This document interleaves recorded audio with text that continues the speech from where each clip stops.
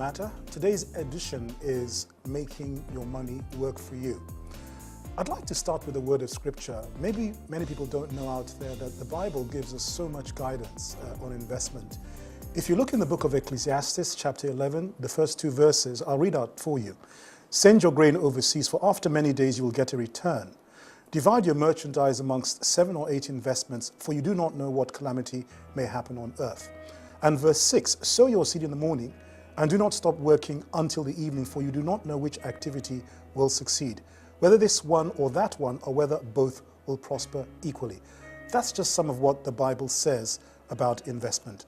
Today we have with us Nimi Akinkugbe, who is the Chief Executive Officer of Bestman Games Limited. Welcome. Thank you. Thank you for having me. Thank you very much. Yeah. And it's about people wanting to do better for themselves. Some say rich. For you to get rich, and therefore to be able to play about, you need to invest. And basically the price of getting rich, they say, is to invest upfront. Nimi, you've been doing this, you've been teaching a lot. You've had a 23-year banking career, BSc, an MBA, and an author of a new book, The A to Z of Personal Finance. Right, yeah. I also know, because I read it from time to time, you write your regular columns in Business Day, in Punch, and you featured on CNBC Africa and various other programs. Stalking me. Absolutely, but don't forget, I've known you for many years, Nimi, so there you go, you can't escape, and you're married to one of my good friends too. So we're very, very lucky to have you with us today, Nimi, and what we'd like you to do is to tell us about you. How did you come into all this investment, and what is investment all about? I would say my whole sort of chart, my path of personal finance, probably from childhood. Yes. My parents were very, very meticulous about pocket money and allowances and holiday jobs and earning and developing our talents. It was really something that they took very seriously. My father went as far as giving us interest. He would borrow from us. I hope my sisters and brothers aren't listening, because I was the most successful because he could borrow from me. And I got this interest, so we just sort of learnt about saving and investing from a very, very early age. And then, of course, 23 years in the banking industry, that was remarkable. I came across huge successes, and I also came across people that were not so successful. People who'd spoilt their children and destroyed their ability to be independent. I came across people who retired and then found they had retired and had no plan, no savings, no pension, nothing. Came across people who, a lady who was not working at home either, lost her husband and had no clue where anything was. So I just found that these experiences made me realize that there was a whole need to provide information. And you find, Amulala, you must realize it as well, there's so much you see in the papers about finance that's really talking above people's heads. Yes. Unless you're a finance professional, you tend to just gloss through because it's not simplified in a very basic way. So I was invited by Genevieve magazine about 15 years ago, I think it was, to start. That was my first column. I used to read that. Yes, to sort of simplify, just break things down into a very basic way, make personal finance a way of life. And I've just found that that's been so fulfilling, just trying to educate the public in a very simplified way. And I find it quite interesting what you said, that you learned this from a very early age, your father. Yes. So frankly speaking, all of us that are parents should be teaching our kids very early on, Absolutely, shouldn't we? very early on. Yes. The minute you can count, you should be able to start to understand the basic concepts. Yes. It's not taught in school, unfortunately. The CBN here is trying to put something in place for the curriculum. I think the British curriculum now, for 2015, they'll start to have some basic instruction on financial literacy. Otherwise, you just go through life and you start making the mistakes and you get into debt. I remember my children, first day in university, you're given credit of £3,000. Extraordinary. Without having any idea of how to... lots of people find themselves in debt. In debt from that age, yes. I had to warn them and say, don't you dare sign on to any of it. I actually started teaching my kids as well. 2 Christmases ago, my kids started their first business. So they started making... How old are they? Now 8 and 5, but then she was 6 and the other was 4. And so what we did was they started making bracelets with virtues like faith and names. And then they started selling to their aunties. And within a week, they got an order to make some for a birthday party. And in 2 weeks that Christmas, they made about 30,000 Wow. naira. That's Yeah. just brilliant. So I Amazing. told them, put it in your piggy bank. Yes. We needed to give to church. I forgot about the investment part, but like that, they already understand how to make money, how Yes, that you have to yes. give back, That's you very have I to think save. that's just absolutely That is very wonderful. good. That's a really good example. And what that does, by the time they start opening a bank account and you teach them about investing, you can imagine where they'll be, and just understanding hard work and learning how to earn as well. Okay. Great. So beyond teaching our kids, so we teach our kids, the Bible says, teach a child the way he should go. When he's old, he won't depart from it. So besides inculcating this in them and they grow up, so what? What's the purpose of investing?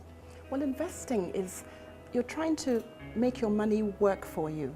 It's so important. If you save, you put money in the bank, you'll get a minimal interest rate. It hardly ever covers inflation. But investing, you're putting money aside in assets that are going to grow or give you income. So it's something that we should all be doing. It's something that everyone should start to invest from from their first salary, literally. And the chances of success are enormous if you start from a very early age because of that long time frame. Over time, they Over should time, grow. it's yes. Because when you talked about, of course, the key purpose of investing is putting money in assets that can grow. Yes. Surely the selection of those assets is very important because Yes. the value of an asset could go up, it could go down, and that's then the notion of risk. Yes. So how do people know what the right thing to invest in I think is? we should start with, as you said, risk. I think risk is probably the most fundamental concept when it comes to investing. So explain it for our viewers. What is risk? Risk is the possibility of losing your money. And in investing, it is so important to realize you can actually lose all your money. So, but the thing about risk is the greater the risk, the greater the return. But sometimes we take too much risk. We've got to look at yourself. How old are you? Can you afford to invest for the long term? What about your stage in life? Do you have young children to educate, school fees to pay? Are you looking to buy a property? What sort of dependence do you have? We have huge extended families. Yes. So I've come across many young people who are paying for their parents' bills, educating their siblings. You've got to look at all those issues. How long do you have to invest? Can you afford to lose any of the money? Are you someone that's very nervous? Are you risk averse? You've got to look at your personality, your behavior, because I mean, if the stock market crashes, are you going to be totally panicked? Those are very important things. At the same time, you can't put all your eggs in one basket. You have to diversify. So you won't go and put all your money in the stock market.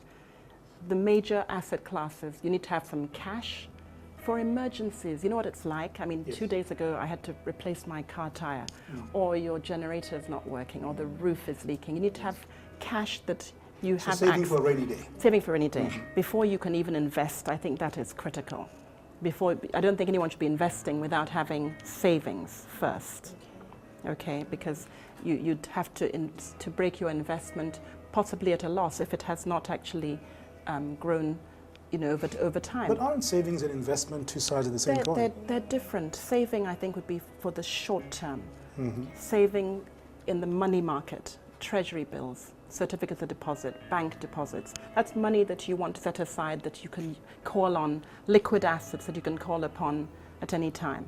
Investing is for the longer term. And back to investing, you have to have a goal. I just find that people just dive into investments without having, what's the purpose? What are you investing for? Are you investing to you want to stop renting and you want to own your own home in 5 years? Are you investing for your retirement? Do you have very young children now and do you want to invest for their education, which can be very expensive, particularly if you're educating them abroad?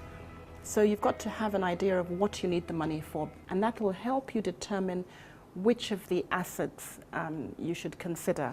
Okay, let's talk more about the assets. Yes. Because, you've mentioned stock market. Yeah. Maybe some people don't quite know what it is.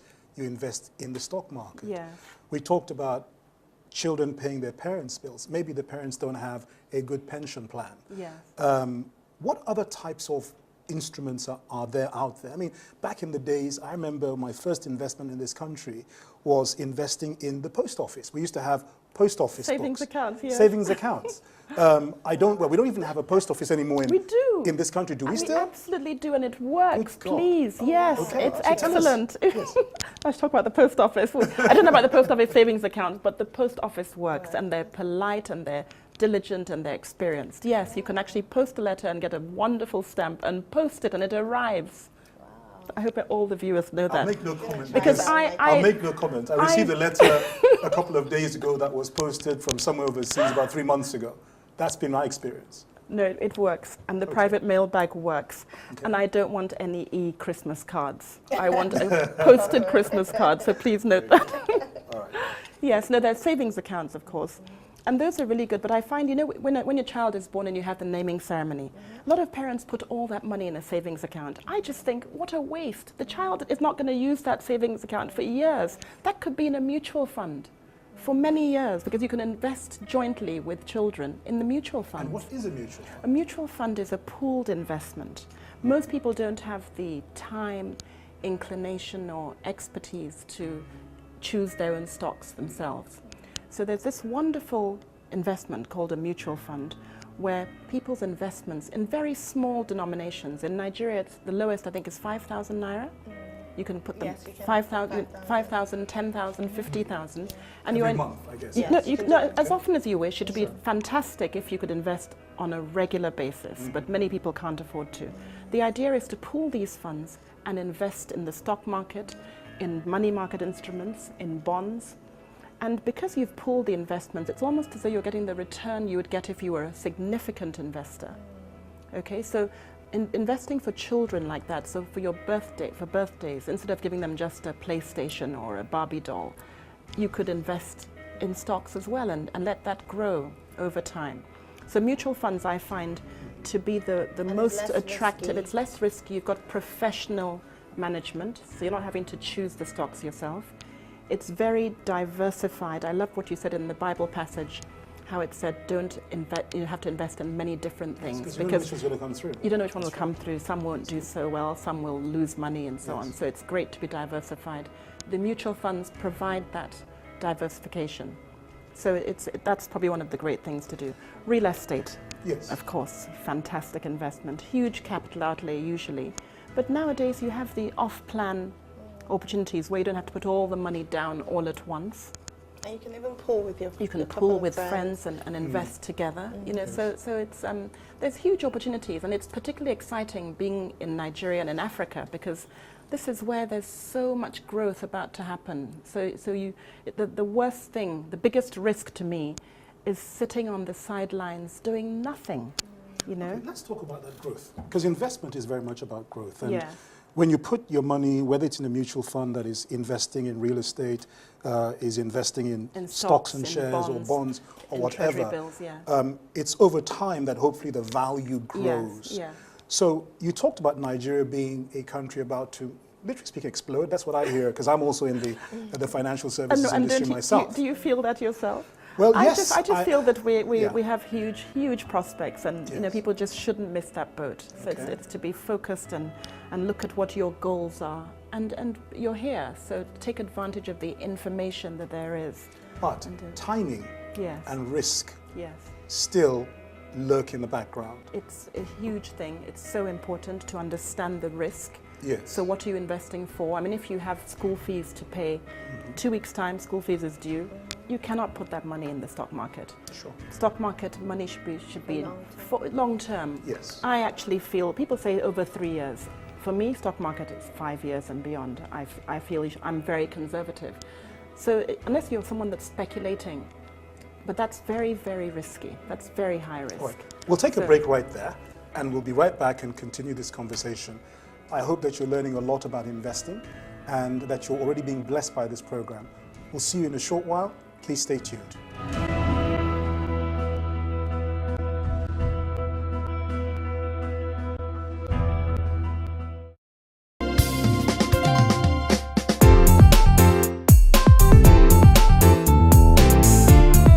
Hello viewers, and welcome back to The Heart of the Matter. We're talking today with Nehemiah Kinkugbe on the subject of making your money work for you. And also with us is my co-host, Omilola. Over to you. Thank you. From a young person's perspective, I find that a lot of people do not invest because they feel that they have to have arrived, or they have to have made a lot of money to be able to invest. Yeah. What would you say about that? That's a major problem for young people, feeling that they can't invest with small amounts. What I say is investing is about sacrifice.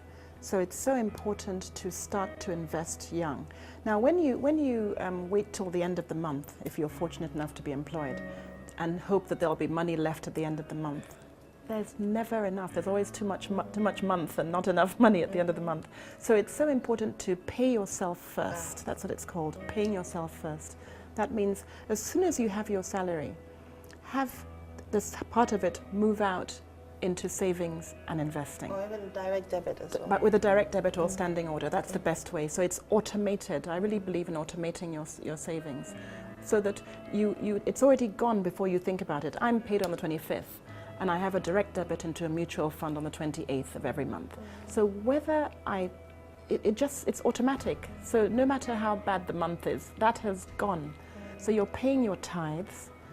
People do that so well. It would be so nice if you took another 10% for yourself. minimum for yourself. And for young people that live at home, they don't have many bills, they're not paying for electricity, utilities and so on, they can afford to do much more than 10%. Actually, can we even also talk about delayed gratification Yes, versus instant That's what it satisfaction? is. We tend to find that we want, I think it's more about peer pressure, keeping up with the Joneses. I always social tell media. people the Joneses are broke and they're trying to keep up with everyone else. So if you don't have goals, it all starts from having goals. If you have goals and you're working towards something, I must move out of my parents' house within the next 2 years. I want to get married and start my own family. I want to buy a new car. You're working towards something. A lady contacted me last week, and it was such a devastating email. She's earning 318,000 naira every month. But in the last 6 months, she's done Ashoebi, had 4 friends getting married, and she was a bridesmaid and had to do Ashoebi. She spent 50,000 naira on each of those outfits. Wow. She's had to spend 250,000 naira on her sister's wedding. She's had to lend her parents money. She's now very depressed, completely broke, because she's 29 years old, going on 30, and she said she doesn't have 1 naira in the bank. Wow. And she's got a job. Many people don't have jobs. She's got a decent salary, but she's just felt so overwhelmed with this pressure, and that's what we need to address. People have just got to be strong and have their own goals. So she should, if her siblings can't afford to get married, they should downsize the wedding or postpone. You know what I mean? But she cannot afford to take on this much stress, and this is what a lot of young people find themselves in this situation. It's just the peer pressure keeping up. And then you suddenly wake up and you've got absolutely nothing. She's got no insurance. She's got, if anyone gets ill, you have that problem. She's got she can't see a way forward. And that's just counseling her and telling her, as we were saying, direct debit. She can afford to put 30,000 aside automatically every month. She's doing her tithe. She doesn't have to buy a Ashoebi. She doesn't have to wear what you have. Yes, exactly. Yeah. So it's a major problem, and the more we get this message out for people to realize that you absolutely don't have to be in that situation. Yeah. Can we also talk about planning for retirement even at a young age? So yes, looking at pensions. Yes, most young people feel that they're so young and retirement is decades away. Why should they bother about retirement? And the fact of the matter is we have this wonderful pension scheme in Nigeria. I think it's one of the most sophisticated, and it's very, very impressive. So like, for example, when I was leaving my corporate life, the last year I doubled my pension contribution because I wanted to fast track my savings. Mm-hmm. You can look at your stage or your age and decide that you want to increase your contribution and have additional savings. It's just a good way to protect yourself as well. You don't know how long you're going to be unemployed for and so on, so it's just additional savings. And it's so important to do this. We've all come across people who've left the corporate world with all the perks and trappings and cars and all that. and suddenly you find them in retirement with nothing. Yes. And their standard of living plummets. Yes. It's a struggle to pay for their children's education and so on. So I think it's something that's very, very important. Can we also talk about debt as well? Because there's a lot of access to debt now, Yeah. from credit cards, loans. Mm. But a lot of people without understanding are getting and finding themselves in heavy debt. Yes. What would you advise? I think debt can be the worst thing in your financial life. It can also be a fantastic opportunity to grow your wealth. So I always look at it in terms of good debt and bad debt. If you're borrowing to buy jewelry, borrowing to go on a lavish holiday, borrowing for clothes, you're sort of, you know, losing your, to the detriment of your financial future. You're really sort of destroying your financial future. But if you're borrowing for your education, borrowing to buy a house, I even have a bit of a problem sometimes borrowing to buy a car. What type of car? Are you borrowing to buy a very expensive car or just a car to get you from A to B until you can afford to pay cash for the balance? Because the interest is very, very high. So, but I always tell people that you need to look at debt very carefully. When you start out in business, and many young people are going to be unemployed, sadly, because there just aren't any jobs. Yes. So they're going to have to become entrepreneurs. Who are you going to go to borrow money from? Friends and family. So if you're one of those people who borrow and never pay back, it is so annoying. They start dodging phone calls and I didn't get the message, or taking the back staircase and all that. You know, so it's so important. If you're owing anyone out there today and you've been dodging their calls, please call them up and pay them back, or tell them that you plan to pay them back in X number of months, because it comes back to haunt you. Yes. When you need to borrow, those are the people that are going to help you with your seed capital to add to what you've got As a to set up a business. I mean, the message basically, Mimi, is don't borrow if you can't pay back. If you can't pay back. And whatever it is you think is going to be the source of paying back, Yes. you have to examine it carefully. And you take it seriously, your credibility, your character, it really, really matters. Yes. Mimi, we're running to the end of the program, and I just wanted to spend a little bit of time talking about your book, The A to Z of Personal Finance, with your good-looking self right on the picture there. I think it's amazing. Tell us thank about you. the book. What are the tips in this book? Yes, this is a compilation of some of my favorite pieces over the last 15 years. But I put it in alphabetical order. So A for asset allocation, B for budgeting, C for conspicuous consumption or credit, D for debt. So you can sort of look at any chapter you want. I for insurance, P for pension. Yes. And it just has nuggets of the things that you should think about in all these areas. Stage of your life. Every stage of your life, yes. And So- is it available in bookshops today? Yes, it's available in all the major bookshops in Quintessence, online, Jumia, Konga, Quintessence, Jazz Hall, at the airport. It's in most places. But if you go to our website, moneymatterswithnimi.com, moneymatterswithnimi.com. yes, all the stockists are listed there. Yes, Fantastic. Yes. Is there an email address for people who need to contact you? as well? Absolutely. Info@moneymatterswithnimi.com is our A phone email number address. you want to share with people as Oh, well? I'm hopeless with the phone number. Okay, never mind. But for social media, we're on Instagram Okay. at mmwithnimi, Okay, on Instagram and Twitter, and Facebook as well. fantastic. we And of have a course, lot. you're CEO of Bestman Games, That's right. which has produced the City of Lagos edition of Yes. Monopoly. We've done the Nigeria edition as well, and As we've well. just done the Calabar edition. It's Fantastic. absolutely stunning. Yes. Fantastic. Yeah. And this is available, I know, in all the shops This is too. available in all the shops. Yes, it is. Okay. Again, at our website, you could find all the information. Bestman Games, bestmangames.com. All Okay. the stockists are listed. And I there. bet, Omi, you played Monopoly as a child too, Oh, didn't you? Because yes, I did. Definitely. And it's got wonderful lessons in personal finance, investment, isn't it? earning, saving, And paying your also about taxes, Nigeria as salary, well. and it's telling you all about our own Culture. prominent locations and Fantastic. iconic Fantastic. landmarks. I Well- need to get one for my kids. Actually. Unfortunately, all good things come to an end. But thank you so much for sharing with us your words of wisdom about investment. Thank you very much for having me. It's our pleasure. And to my co-host, Omi Lola, thank you so much. Thank you. It was a pleasure. Thank you. Viewers, well, we hope you've learned a lot today about investing and that you've been mightily blessed by this program. Key messages about saving for a rainy day, especially saving for our old age through pensions. In Nigeria today, there's something like about 4.3 or so trillion naira worth of monies in pension funds, which is more or less around $25 billion equivalent. And my understanding is probably only about 40 to maybe 50% of the pensionable population are actually putting away towards their savings. That means there's tremendous scope still left for people to actually invest. So please think long and hard and seriously about this and save for a rainy day. Save for your future when we're all old and weary. And importantly, that way you don't become a burden to other people. Make sacrifices to make available the monies. Look as well as putting money aside every month. You pay 10% maybe to your tithes, 10% in investments, and perhaps 80% is what you can then spend. So stay blessed and see you again next time.